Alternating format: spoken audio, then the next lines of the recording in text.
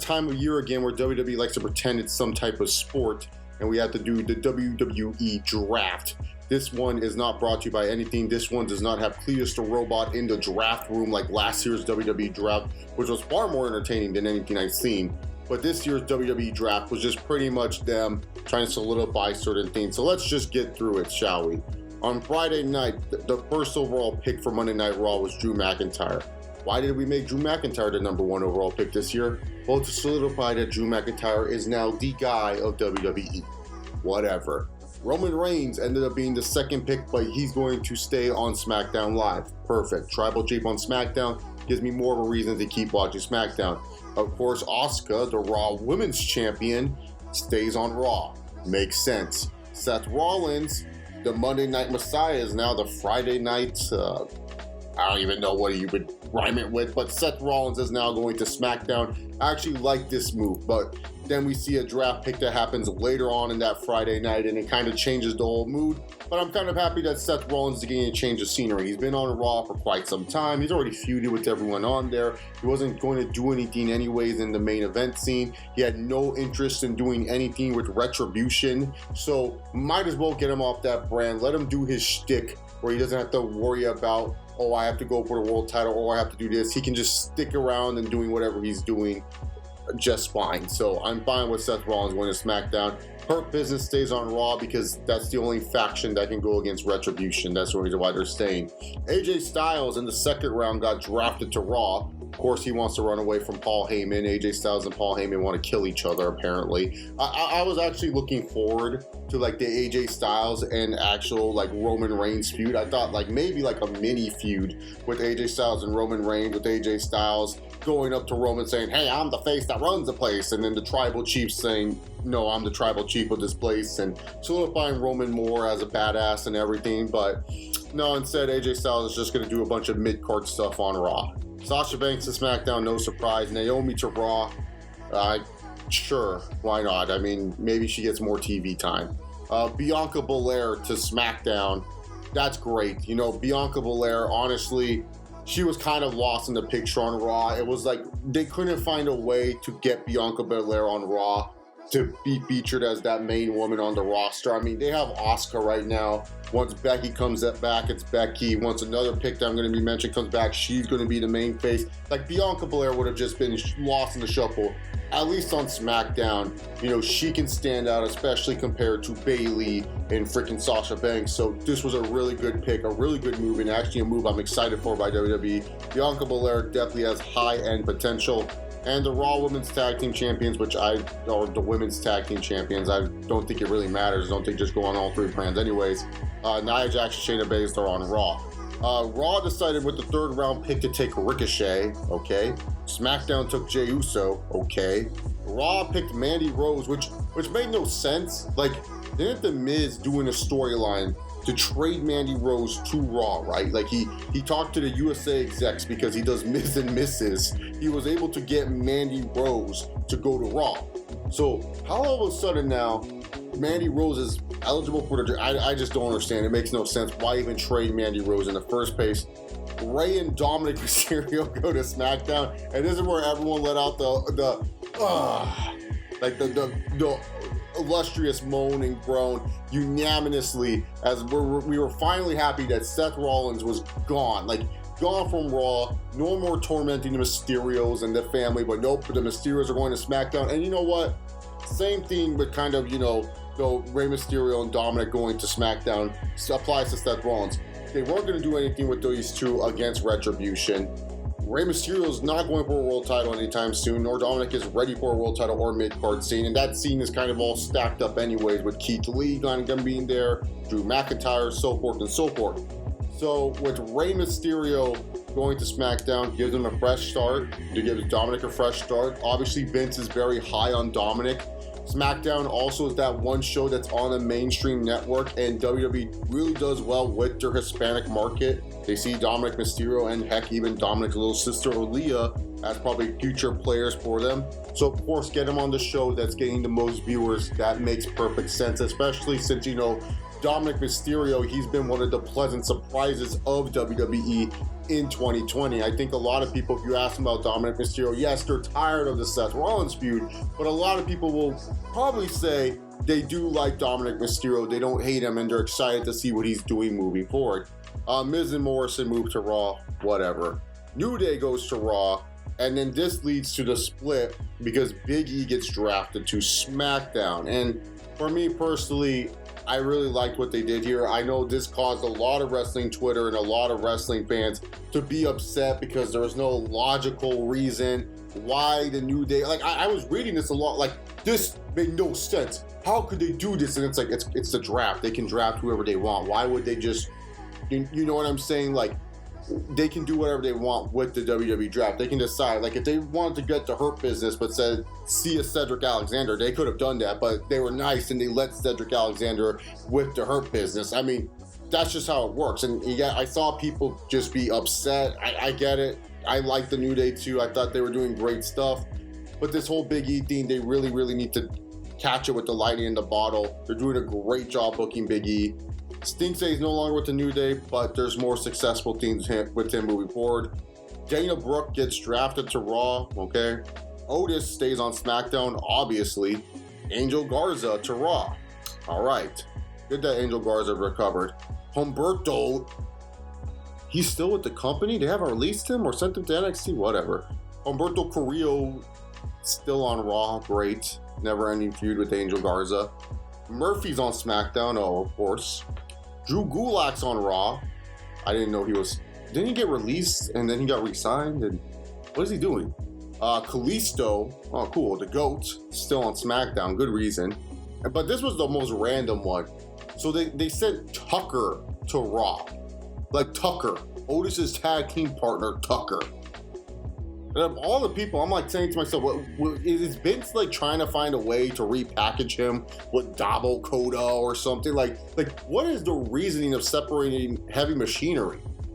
It was a tag team people seem to like. Tucker's a performer people seem to like, especially with Otis. Now you're taking Otis, and everything that people liked about him was that he had a loyal friend in Tucker and a hot girlfriend in Mandy Rose. Now you're taking Otis and you're just having it where he just has the money in the bank. I don't know. Otis has been the biggest misplay in WWE in 2020. That's a future video for sure. And then that happened all on Friday. And all the ones like Humberto Carrillo, Murphy and stuff, that happened on like Talking Smack. They brought that back too, by the way. Day 2 of the WWE Draft. Raw gets The Fiend Bray Wyatt. So you can see WWE, I don't know, maybe Roman doesn't want to feud with Bray. Bray doesn't want to feud with Roman. I don't know what it is. This is a feud that will never happen. I've been like, oh, cool, I get to see The Fiend and Tribal Chief. This is what I want to see. I thought they were going to build that up for Royal Rumble, but instead we might see The Fiend and Drew McIntyre stay. You build up Drew McIntyre and lose to the fucking Fiend. Oh, whatever. Bailey stays on SmackDown, we knew that. Randy Orton stays on Raw, we knew that. Street Profits go to SmackDown, and they actually did a funny thing. Like, they just decided to trade belts, so I don't know if that counts the title reigns. And then Raw drafted the Queen, so that's what I was saying earlier with Bianca Belair.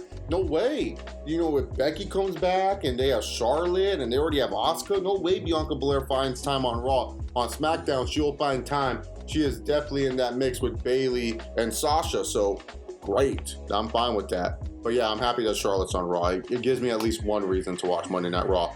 Cara Bear goes to Raw, don't care. Daniel Bryan, where has he been? Goes to SmackDown. And then this one's funny. So Seth Rollins, I forgot where he did this interview. I think it was with the Bump or the WWE's version of the Jump show that the NBA does. They did an interview, and they asked about Matt Riddle, and Seth Rollins normally is always in character doing his Monday Night Messiah thing, and with the quickness, like, I have no interest in working with Matt Riddle. And it seems like he got his way, because Matt Riddle's now on Raw. Yeah. Kevin Owens goes to SmackDown. I don't know what that does for him, but okay. And one that I didn't understand the most, Jeff Hardy to Raw. I thought Jeff Hardy and SmackDown, I don't know, maybe this is the 08, 09 nostalgia talking to me. I feel like Jeff Hardy and SmackDown, it's like peanut butter and jelly. Jeff Hardy in a Raw, you know, it's like a tuna fish sandwich. It's not my first type of sandwich, but it's still okay. But it just doesn't fit, especially old Jeff Hardy. Like, look, unless Jeff Hardy's the leader of Retribution, I don't know why he's on Raw, okay? Speaking of Retribution, why did Raw draft Retribution? Now, you see, I understand people being upset with this pick. Why would WWE draft the faction that's throwing Molotov cocktails, beating up security guards, and threatening to end your company? Like when people were upset about the New Day getting split up and saying that didn't have any storyline sense, I didn't understand. But this right here, I can understand. I do not understand why people, why WWE, why anyone, why Cletus the Robot, why USA Networks, were they watching 2 episodes of Psych and they were just like, screw it, let's get a pick. Like, show something, show that it was a botch, maybe a hack, I don't know, maybe Ali hacked it. Do something, do something that makes sense. Why in the heck Retribution would be picked at all?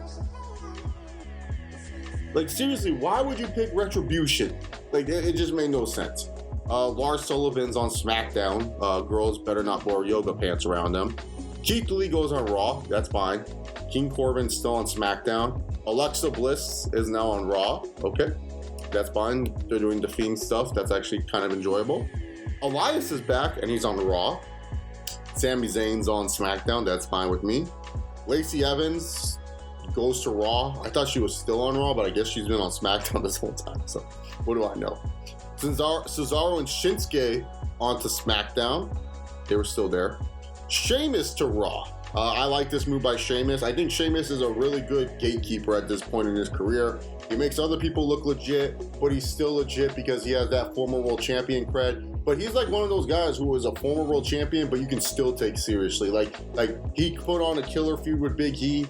I can see him putting on some killer matches with other people on this roster, especially in the mid-card scene. I think he's a perfect guy for Keith Lee. I think it'd be a good filler feud for Drew McIntyre. To me personally, Sheamus is doing really good, underrated work. I know Sheamus in 2012 was public enemy number 1, but you got to give Sheamus props. He is doing really, really good work recently since coming back. It is probably not the run he's been expecting, but for me personally, I appreciate a guy that's kind of like, hey, look, I've already done everything. I've been on the mountaintop 3-4 times. I was a top guy for this company. Let me help some of these guys that haven't reached my level yet and teach them how to be on that level, because Sheamus, he does have that experience, man. He's a really, really good underrated talent. Nikki Cross goes to Raw. Okay. Ziggler and Rude to SmackDown. R-Truth stays on Raw. Apollo Crews to SmackDown. Sweet. He's away from the Hurt Business.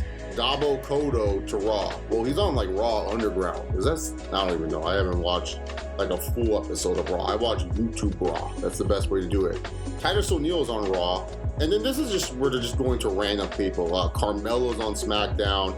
Peyton Royce goes to Raw. Aleister Black to SmackDown. Cool, he gets to bring this new gimmick to SmackDown. Is he still going to torment Kevin Owens? Who knows? Akira Tozawa to Raw. Lana to Raw. And then Lana became the #1 contender tonight.